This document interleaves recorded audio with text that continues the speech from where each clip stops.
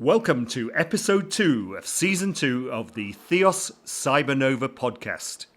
As a long-term resident of Southeast Asia, I'm always intrigued by the stories of cybersecurity professionals who made the bold move to live and thrive in the diverse cultures that exist in our region and make a difference.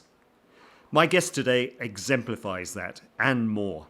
So I'm honoured to be here in the home of Neal Ysart in sunny Manila. So thanks for agreeing to join me on the podcast today, Neal, and for your hospitality in your beautiful home. Thank you. I'm really pleased that you've been able to make the trip through the traffic. You brought some sunshine, so I'm looking forward to the discussion. Yes, the traffic. That's a whole separate topic, isn't it now? But the joys of Manila traffic. But I've got to say, once I got here, though, the views are sensational. So well worth the trip. And again, thank you for inviting me. So anyway, onto the podcast episode.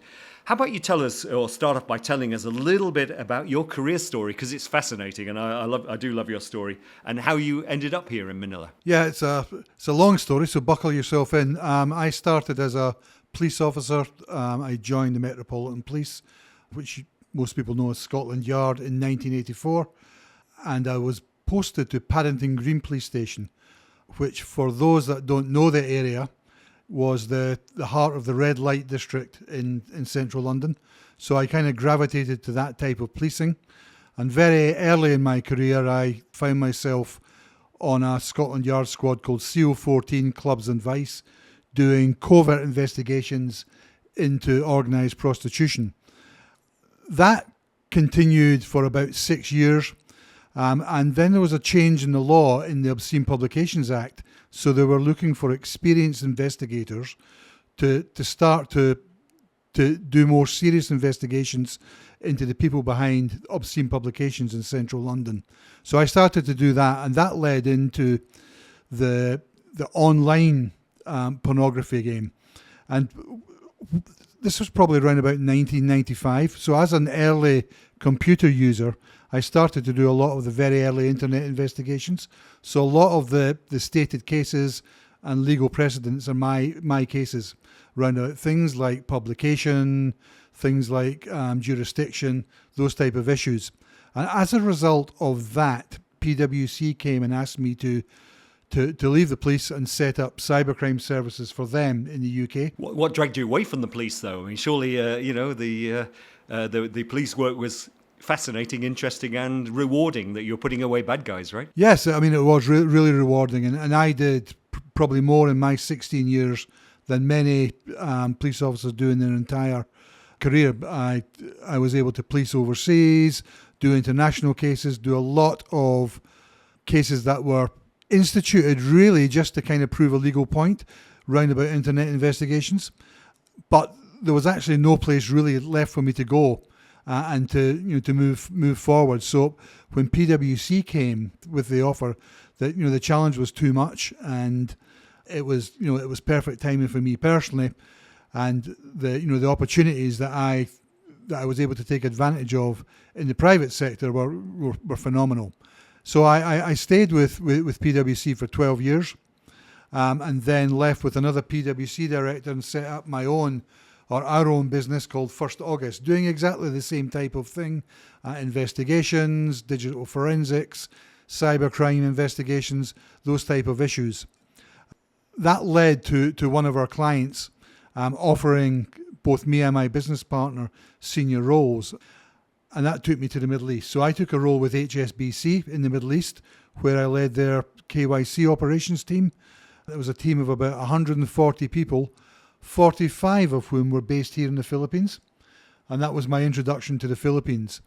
So I stayed with HSBC for 3 years before returning to consulting, where I took a role with EY in Dubai, and I led their forensic technology practice across the Middle East.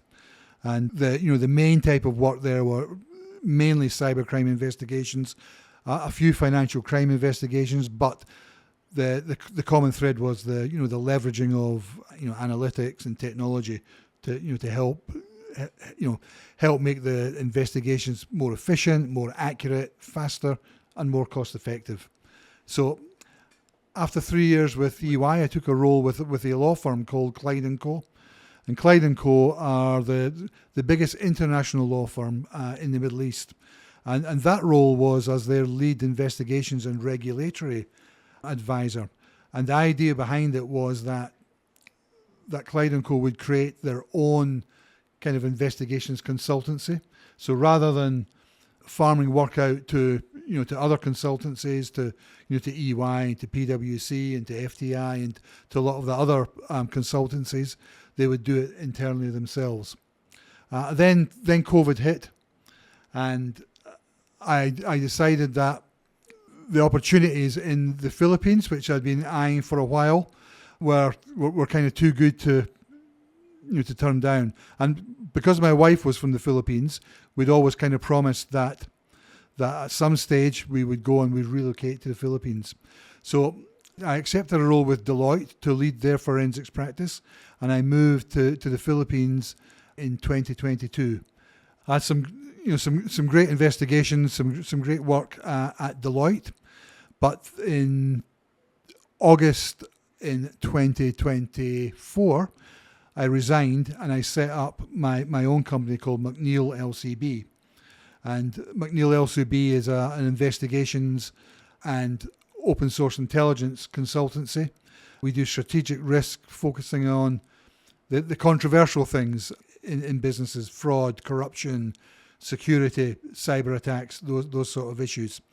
And here I am today talking to you. Indeed, and it's a fascinating story, by the way, and I love the folks that end up out here with the sense of adventure, willing to work in exotic locations, etc. And the kind of work you do is fascinating, of course. But how do you see the elements of technology in the investigations? Because obviously you're over the years you've become very adept at using computers for investigations. How important is it nowadays to have that kind of tech knowledge, in order to successfully complete these kind of modern investigations? It's absolutely essential. I cannot think of an investigation in the last 10, 15 years that hasn't involved digital forensics, hasn't involved technology, hasn't involved analytics.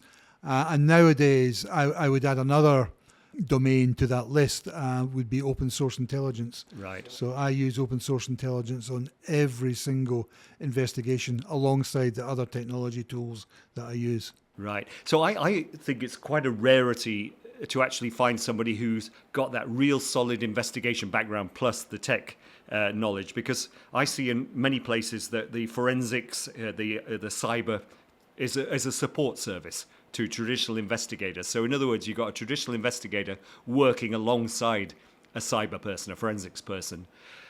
You are all in one. How important do you think it is to have both skill sets all in one, rather than relying on support from, say, a forensic person?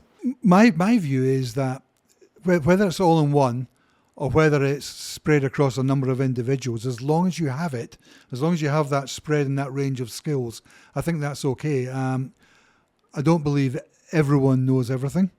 I don't believe there's anyone that is an expert in all the various domains that you need to be to conduct a successful investigation. So for me, as long as you have the aggregate total, equals all the skills that you require, that's fine. I've been fortunate in my 40-year plus career to have had, the opportunities to pick up some of these skills. But I do recognise that, particularly with things like AI and analytics, there are far brighter, younger, sharper people than me, and I would seek to harness those skills on every single possible occasion. Makes sense. And prior to us recording this, you were telling me about a fairly recent case, a boiler room type fraud investigation. I think that's a perfect example of the kind of work you're doing at the moment. Can you just tell us a little bit more? So a short summary without giving away too many confidential information. Yeah, the whole idea of boiler room investment frauds, it probably goes back to the 1920s and 1930s, where you'd have people literally in the basements next to the boilers, in rooms, cold calling people, trying to sell them penny shares or to sell them investments in companies and stocks that didn't exist. These days, technology has really, really turbocharged these type of criminals. So nowadays they can have, proper LinkedIn profiles, they have a proper internet profiles, they publish press releases, they have trading platforms, they produce dashboards. So when you as an investor get approached by one of these fraudsters, they almost check out. And experienced investors are targeted, as well as inexperienced investors, and both experience levels will be victims. So they're very sophisticated, they're very clever, but they're using technology. For example, they use AI to produce realistic websites with realistic narratives, with realistic LinkedIn profiles and bios for the so-called traders and brokers. And if you cast your mind back, even as recently as 5-10 years ago, where you were getting really almost illiterate phishing emails with spelling mistakes and grammatical mistakes, we don't get those nowadays because people use AI. Right. So the investment fraudsters are doing the same thing, except the stakes are a lot higher, and people are losing their life savings. It's a really, really cruel crime. Interesting. So, you often hear, right, people talk about DFIR, right, which stands for obviously digital forensics and incident response, and they kind of lump it all together. Now, you've already kind of given a glimpse into the kind of world that you live in, and it's more on the DF side, if you like, the digital forensics plus online intelligence, online investigations, etc. So very different skill sets from the incident response, where you're dealing with like ransomware or live hacking or data breach attacks. But a lot of people, when I talk to them, say, well, DF, that's just for law enforcement, isn't it? That's where they catch the bad guys and and find evidence that they've done something on the computer that provides motive or links them to a crime. But it's not, is it? It's really just as applicable in the corporate world. Yeah, of course it is. And I mean, there's regulatory drivers for a start. So organizations need to be on top of this sort of stuff. And one of the things that regulators will look for is, are you prepared for these type of incidents? Have you considered all the risks to your business? And is your business well controlled? And not having an incident response capability or policy or procedure, if you don't have that, you won't be able to meet those tests. And that's just on the regulatory side. On the operational side, you're going to find yourself in a world of trouble if you can't respond effectively. And often it takes an incident or pain to really focus the mind of an organization and to start to put these things in place. So getting bitten once is often what's required. And I think so. If you look at the regulatory side and the operational side, those two issues just demand that organizations are prepared. But you can't really expect that organizations have these kind of niche skill sets in-house, right? So what should they be looking? I mean, should they be getting retainers, or should they just be having somebody on standby with the call in emergencies, the bat phone? Or how would you advise corporates to be more resilient or to be more prepared? Yeah, so as they're looking at their risk assessments and they're doing their scenario testing, etc., one of the things that they should take into consideration is, how would we respond to these type of incidents if they do not have the capability? And you make a great point. Of course, not all organizations will have an internal capability, and it doesn't make sense for all organizations to have that. But they should be prepared, and being prepared means that at the time of an incident, you're not running around trying to engage people, trying to review proposals, etc. You need to have that retainer, you need to have access, and you need to have a decision as to who it is that you're going to rely on and partner with in those times. Absolutely, great advice there. Unfortunately, as you to quote you, it's being bitten sometimes that actually makes companies realize this, rather than being ahead of the game and having that in place before the attack, so to speak. Yeah, and often what I notice in this part of the world, and particularly in the Philippines, is even when organizations are bitten, once they get over the crest of the crisis, they'll move on to the next crisis, and often the lessons are forgotten. And actions aren't, recommendations aren't actioned, things aren't completed, and they'll find themselves in the same position again. That's a kind of a mindset thing, and I think it's incumbent on people like THEOS and like McNeil LCB kind of spread the gospel and try and raise awareness within organisations that this just makes good business sense. Absolutely. Okay. All right. Switching gears slightly. You've worked in the UK, the Middle East, and now obviously Asia. What are your observations about the sort of the differences in maturity and capability of the investigation sort of side of things? Yeah. So I think if you look at the UK, Middle East, and the Philippines, in that order, I would say that's the levels of maturity. The Middle East was making huge strides when I left, but there's still a way to go. The Philippines, I would argue, is at the start of the journey. Lots of good initiatives, but there's still many improvements that can be made, particularly around about training and creating a body of experts and a body of specialists that focus on digital forensics and investigations and understand the evidence side of things as well, because that's also important. Absolutely, yeah. So actually, I was talking to a very good friend of mine who runs DFIR, Digital Forensics Incident Response Training, and he's run several programs and courses here in the Philippines. And he told me that he feels that the level of talent in the Philippines is pretty small, and he rarely sees anybody who's with advanced capabilities in this area.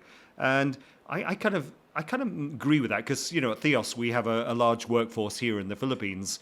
And I would say we excel in finding ethical hackers, the offensive security, the pen testers, the red teamers, etc. And I think Philippines is a gold mine for this kind of talent.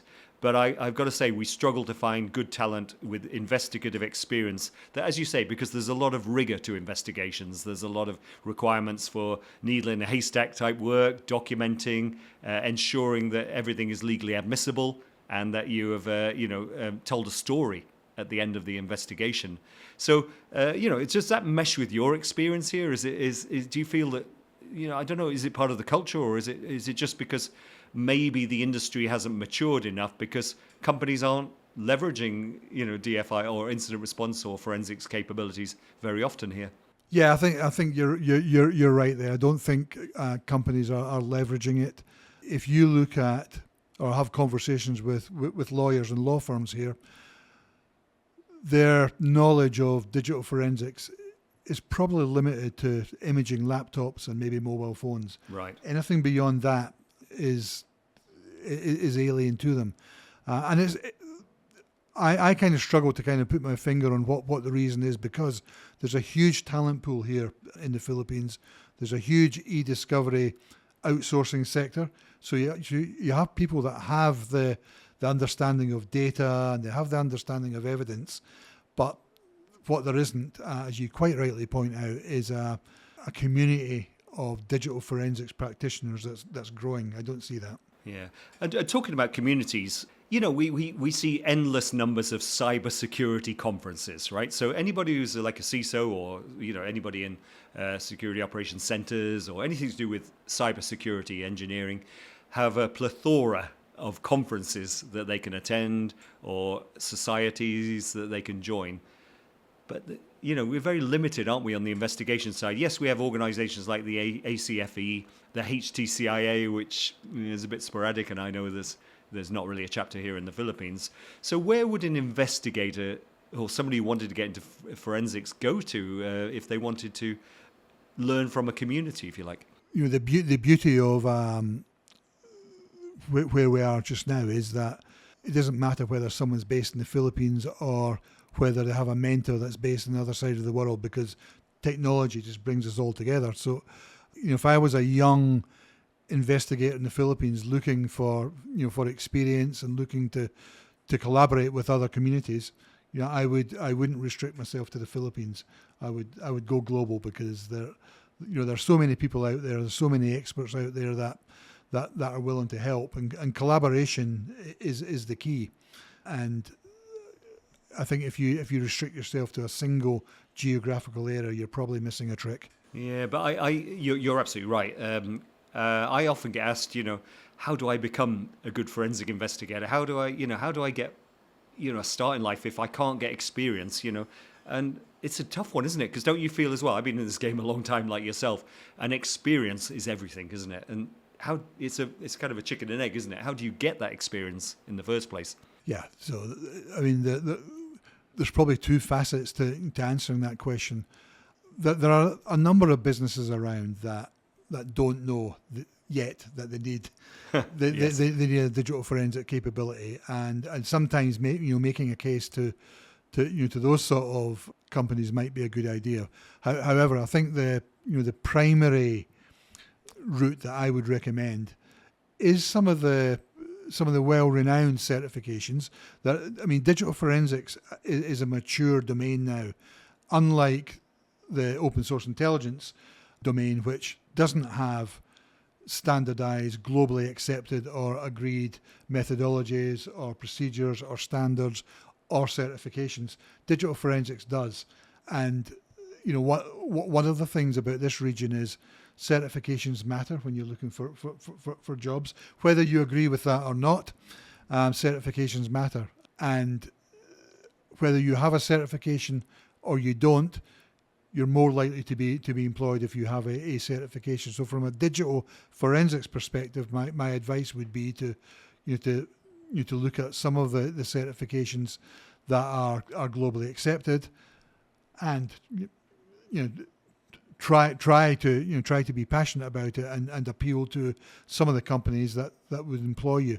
There's lots of companies that have a need for digital forensics. Not just investigations companies, but wider technology companies, security companies, even some of the global organisations that are based here, have a need for those sort of skills locally. But they're, as you pointed out, they struggle to find the resource. Agreed, and yeah, it's always a challenge. Now, you and me, we've got remarkably similar backgrounds. Obviously, we've both done law enforcement, we've both been in big banks, and we've both done consulting. But harking back to my law enforcement days, I used to run a lot of training programs and on behalf of Interpol as well as the Hong Kong police. And I was quite a public figure. I represented the police in media, etc., and conferences. And one of the questions that kept cropping up again and again, bizarrely, was, how do you recruit cyber investigators? Do you try to train police officers who have strong experience with investigations, the rigor around documenting and, all the human aspects of investigations as well? Because we mustn't forget, at the end of the day, there's hands behind a keyboard. Well, with AI, maybe not nowadays, but yeah, certainly back in the day, hands behind the keyboards. And they kept asking me, well, should you be hiring or should you be training your police officers to be better at the tech?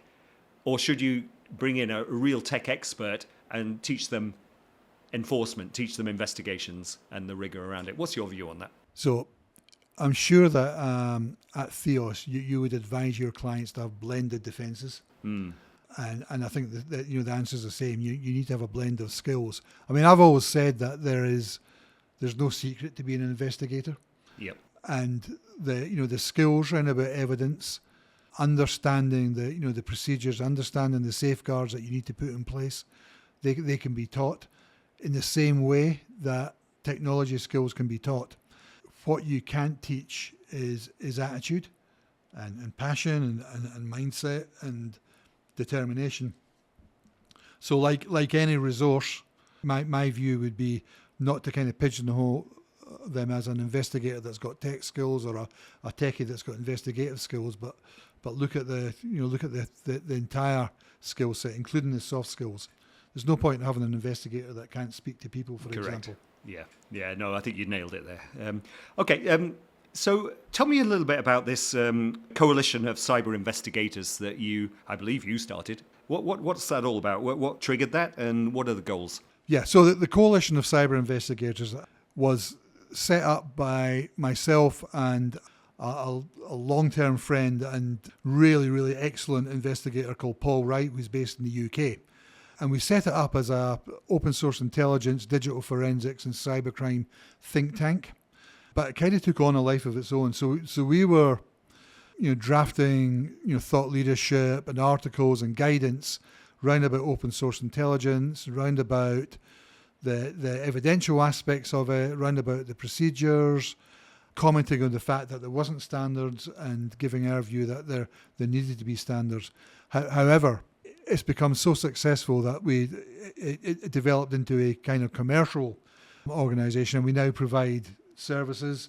So, for example, the boiler room investment fraud investigation that we've just completed was a coalition of cyber investigators investigation. Additionally, we've been working with a lot of open source intelligence solution providers who, to go back to the previous question, many of them are very bright technically and they've got great technical solutions, but their solution isn't appealing to investigators for a number of reasons. So we're helping them with that.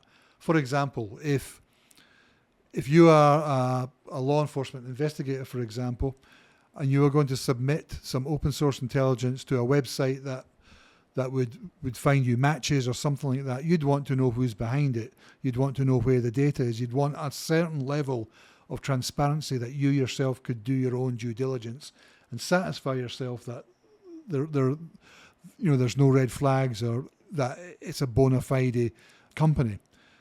Many of these companies don't have even that.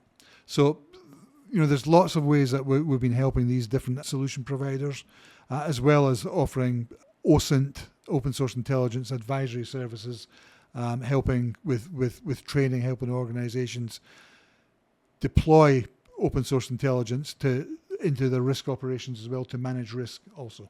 Fantastic. So for those listeners that we have on now, if you're enjoying the podcast, please help us out by clicking the like and subscribe buttons. It really does help us to get these messages out to as many people as possible. So I hope you are enjoying this. I've got a couple of final questions for you, Neal. But before I go on to that, I'd just like to say, I think, honestly, I'm just getting to know you, right? We only met for the first time a few weeks ago, and it is a small community here. And I think the Philippines and Asia in general is pretty lucky to have someone with your experience out there. And I do hope any listeners who have needs in terms of understanding how to be more resilient with their investigation world and compliance side of things would definitely reach out to you and learn more about, the good work that you do in your company and with the coalition. So, but before we close off, I always ask my guests about music. And looking around your house, you've got guitars everywhere. So I'm guessing you're a music lover like myself. And I always ask this question of my guests, because we work hard, we're stressful. So my way of releasing stress is very, very much to sit down and listen to good music with a good book. And, that's just me. But how about you? What music are you listening to at the moment? At the moment, I'm listening to a UK band called Big Special. Their first album was called Post-Industrial Hometown Blues. And they've just released their second album, so I would recommend that. Big Special. Go look them up. Fantastic. I was expecting the Proclaimers, but maybe not. All right. Thanks very much for joining me today. But I've got one very last question for you. Are you able to say purple burglar alarm? Shall I give it a go? Go for it. Purple burglar alarm. Very good, very good. So there you go. You've just proven that folks from Scotland can actually say that. Look, Neal, you've been a brilliant guest today. Thank you so much for your time and thank you for your hospitality. It's a beautiful sunset we're having. I could just see it out the window. So thanks for joining me, and I look forward to continuing the interactions and watching how your company develops and seeing you around town here in Manila. Yep, thank you. And collaboration is a key, so I look forward to working with you again in the future.